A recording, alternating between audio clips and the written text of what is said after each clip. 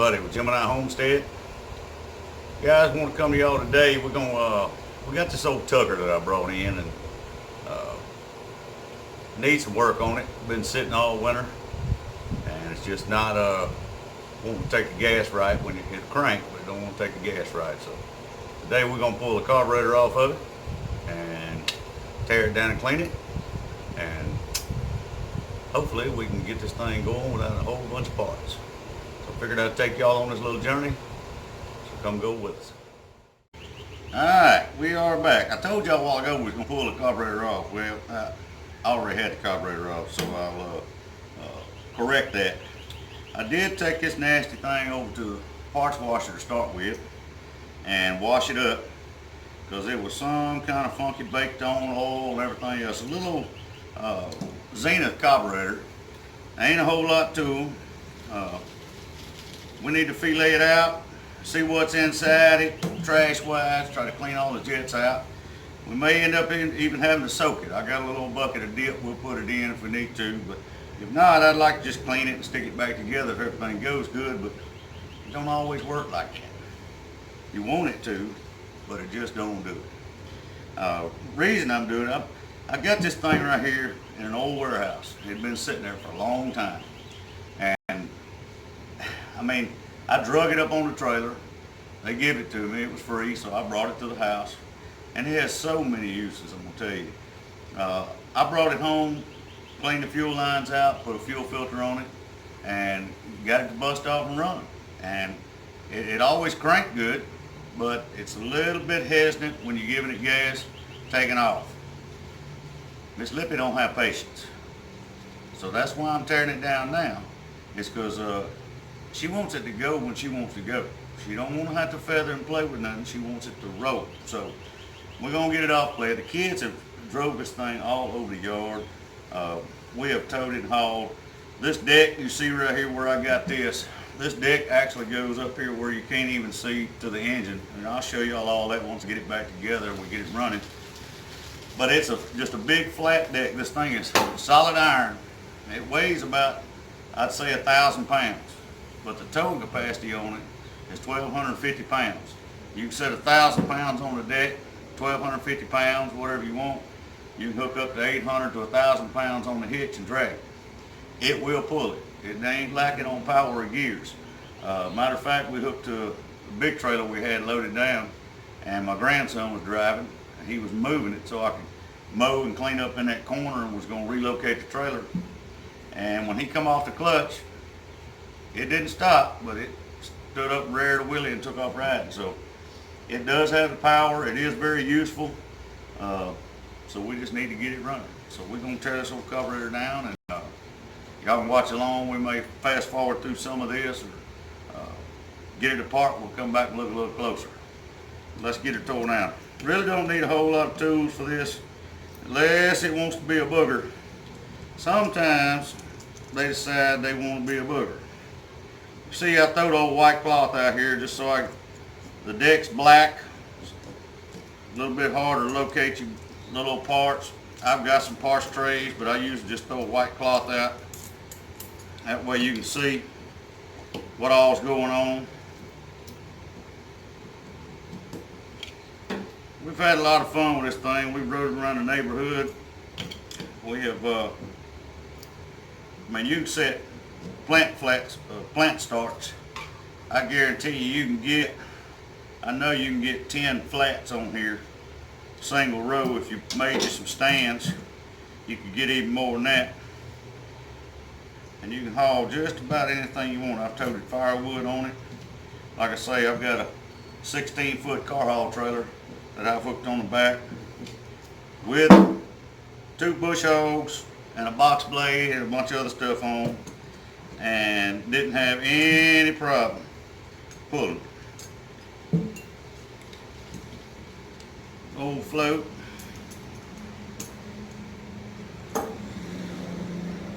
Got a little dirt and a little gum in it. May not be too bad. We might get lucky. Get these jets out of here, get them blowed and cleaned out, and see how this goes. Hopefully we can make small work out of this real quick. Oh yeah, look at that. Didn't even round it off. More brass jets.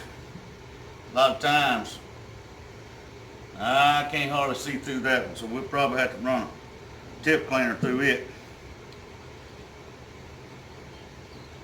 Grab a little old socket. There it is right there.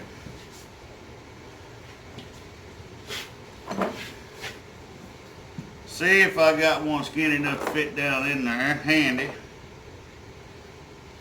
Hope it ain't metric.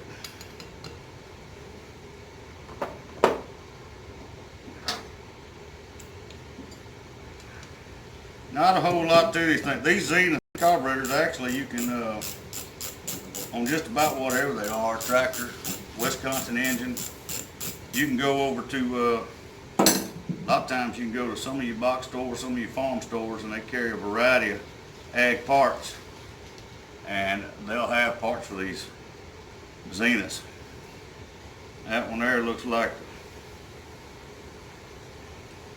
I have to put a new seal on it, the seat, but as far as the jet, I can see most of it through, and we're gonna clean them anyway.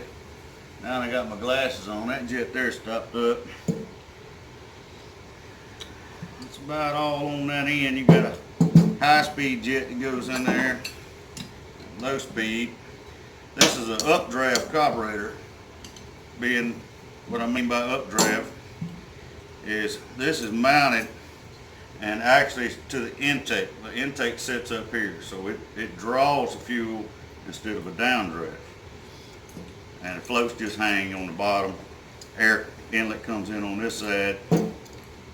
Not a whole lot to them, but one little piece of trash will make them run like fits and have you a mortal nightmare. Like I say, you know how Miss Lippy is, she ain't got no patience. So if it ain't running, you bet you I'm gonna hear about it. Get out of there. There it comes. That one there got a little bit in it. Guys, I ain't gonna sit here boring you, tearing it down. I'm gonna get it all filleted out, get her tore apart. We'll see what she looks like. Might get her cleaned up and then reassemble it and let you know what we find, and we'll come back. We'll put it back together. We'll get it on there. We'll get this thing running. All right. Well, I want y'all to see this little old tub I got here. You see it's half mooned. This is what I'm washing this thing in. I decided not to put it in a dip vat because I had to leave it in there a couple days, 2-3 days, and I really want to get it clean and get it back together. So I thought I'd show y'all real quick. You can see it's coming pretty clean. Well, all I'm using is some bar saw, you call it mineral spirits, paint thinner, whatever. I put some in here. Make sure you wear your gloves, some type of glasses. Now I got to have spectacles on where I can see. I probably should have some goggles on too. But I'm using a little old stainless steel brush and just scrubbing it out. I mean, that's it. And then I'll blow through everything, run the tip cleaners through, make sure all the jets are clean, everything's dry and clean. I'll prep it all, put it back together. Look at that brush. I don't know if y'all can see it. Made in the USA. Boy, ain't that something. I love it. I love it. Now all I do is take that, just sit there and scrub it. Most of everything here will come off. It ain't too much. I like to get everything I can off the outside. I'm more concerned with the inside. But I'll let it sit in this old mineral spirits for probably 20-30 minutes after I get done, and then I'll take it out and I will blow everything, go through it. This little old tub here is handy. I like it. This is what I use working on big trucks. You can set it right up in the rim. You're gonna pull the axle out. All your grease, you put it right up there, and when you pop your axle out, all your grease will fall right in that tub. You ain't got quite as big a mess, because it will make a mess. But I like to use it for a wash tub too, for small parts like this, because it's got this cutout through the middle. So you got your brush, you can set up there and you can wash through the sides, or you can get it up on the edge, hang it over the edge of it and wash it, and then you can keep your brush and stuff up out of there. But I just want to let y'all know real quick how we was washing it. We decided not to stick it in the vat. It does work better, but it does take longer, and I kind of want to get it done, you know what I mean?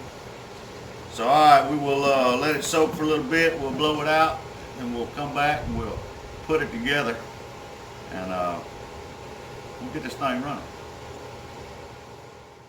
Alright, we got this thing cleaned up. We're going to start assembling it back together.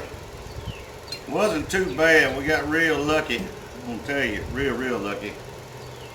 I'm going to start putting these jets back in here. I have blown through all them and run. This is what I was talking about. Everybody cut torch tip cleaners. That's what I use to run through them. There's multiple sizes in every one of them. If you ain't got them, you can find you a piece of wire or something. Anything small that you can get in there, and just make sure it's open, you know. That's the key to it all. Put this air bleed screw in here.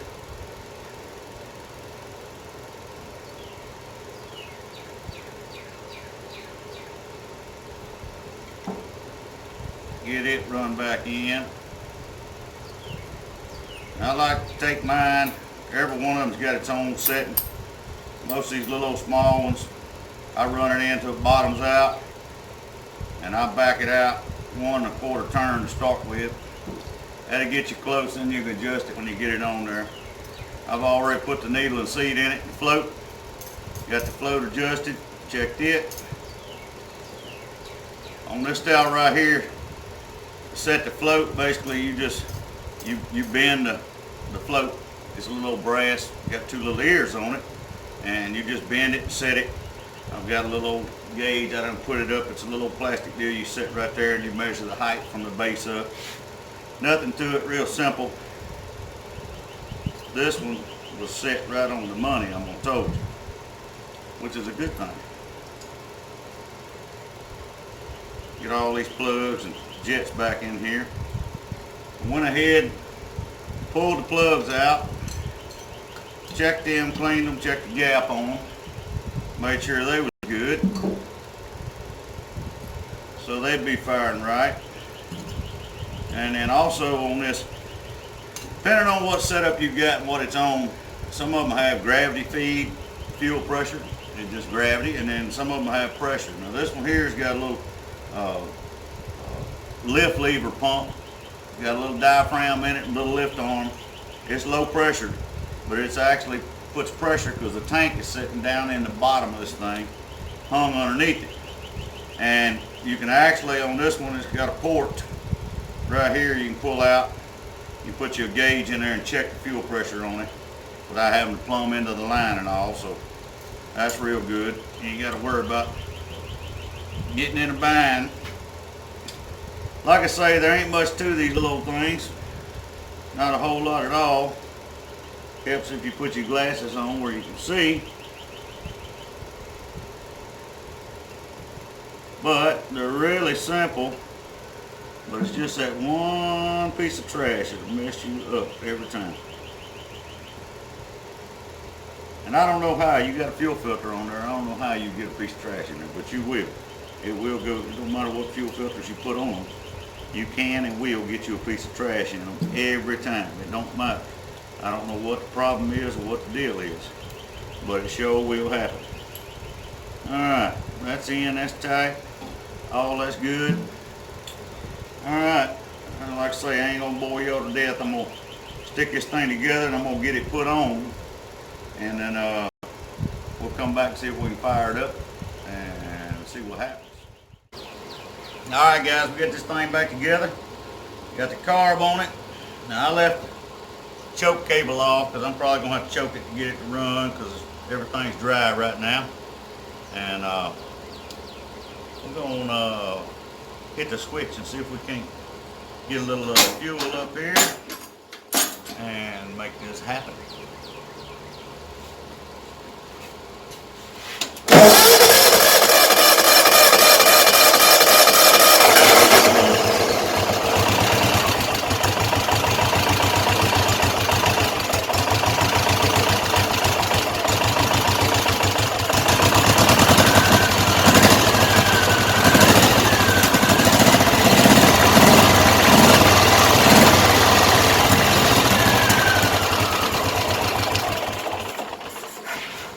Well, she fired up, so we're gonna get everything adjusted out and we'll come back.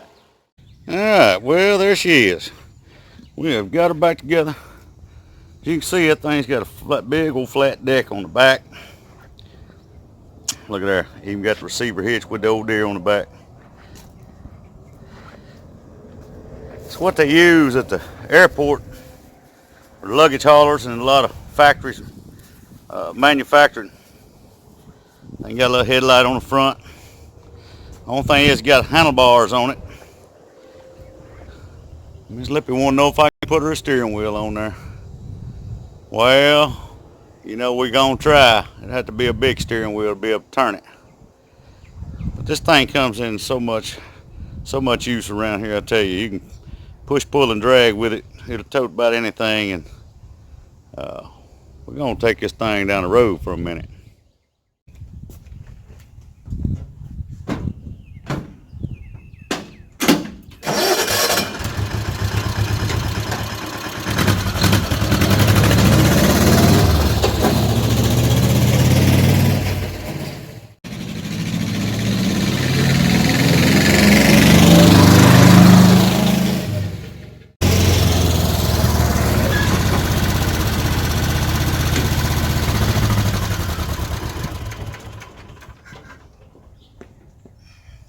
Well, she runs good. Sure proud to get her back up and going. Miss Lippy, I hope she's proud. Now she can move some stuff around. But hey, wanted to bring this to you today. I know it's something a little different, but I'm always working on a bunch of projects. If you'd like to see this kind of stuff, leave a comment down there. Until next time, God bless.